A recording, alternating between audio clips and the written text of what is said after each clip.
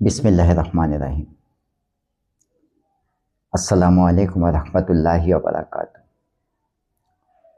শুভ নববর্ষ। বাংলা নববর্ষের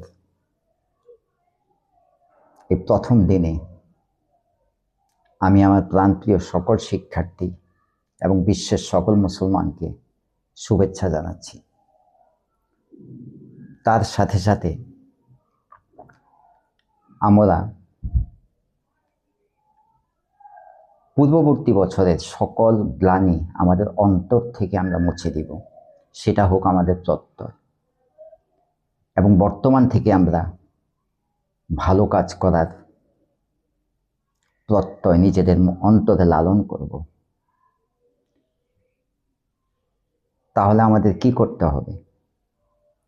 প্রথমে আমাদের যেটা করতে হবে, আমরা সকলেই জানি যে আমাদের অন্তরকে সংস্কার করতে হবে, অর্থাৎ আমাদের অন্তরের স্পিরিচুয়াল রিফর্মস খুব বেশি প্রয়োজন যদি আমরা ভালো কাজ করতে চাই। তাহলে আমরা নিজের সাথে নিজেরা প্রত্যেকের অবস্থান থেকে নিজের সাথে নিজে প্রতিজ্ঞাবদ্ধ হই যে আমরা কারো ক্ষতি করব না, আমরা অসহায়ের পাশে দাঁড়াবো, আমরা একজন ক্ষুধার্ত মানুষের পাশে দাঁড়াবো, আমরা একজন নির্যাতিত মানুষের পাশে দাঁড়াবো। সমাজের একটি লোকও যেন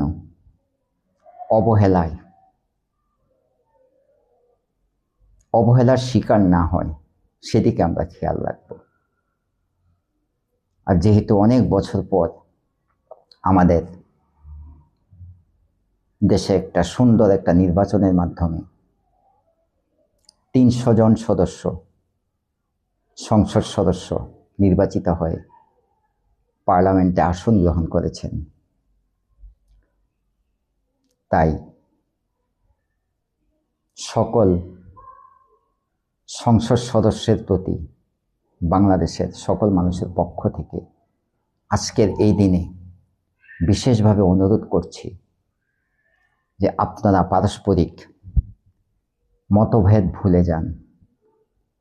গণতান্ত্রিক সরকার ব্যবস্থায় মত পার্থক্য থাকবে, কিন্তু সেটা যেন কোনো কনফ্লিক্ট তৈরি করতে না পারে। মত পার্থক্য থাকবে, কিন্তু সেটা যেন মতবিরোধ না হয়, সেদিকটা আপনারা খেয়াল রাখবেন। আর একটা জিনিস, বর্তমান সংসদ নির্বাচনে যারা সংসদ সদস্য নির্বাচিত হয়েছে, এখানে একটা কথা বলে রাখা প্রয়োজন যে প্রায় 13 কোটি ভোটারের মধ্যে প্রায় 52% ভোট পেয়েছেন বাংলাদেশ জাতীয়তাবাদী দল। কিন্তু সেটাও মনে রাখতে হবে যে প্রায় 30%-এর উপরে ভোট পেয়েছেন 11 দলীয় জোট। তাহলে বিরোধী দলকে অবহেলার চোখে দেখার কোনো অবকাশ এখানে নেই। তাই বাংলাদেশ সরকারের প্রতি অনুরোধ, আপনারা প্রত্যেকের নির্বাচনী এলাকায় দেশের স্বার্থে, জনগণের স্বার্থে যে উন্নয়নমূলক কর্মকাণ্ডগুলি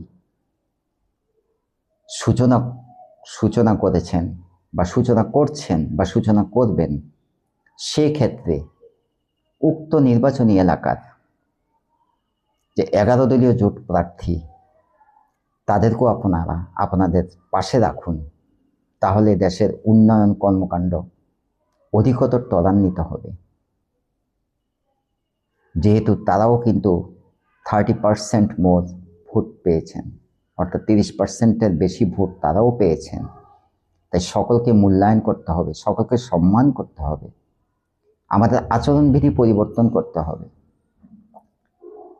তাই আবারও আমরা নিজেদের কাছে প্রতিজ্ঞাবদ্ধ হই যে আমরা ভালো কাজ করব।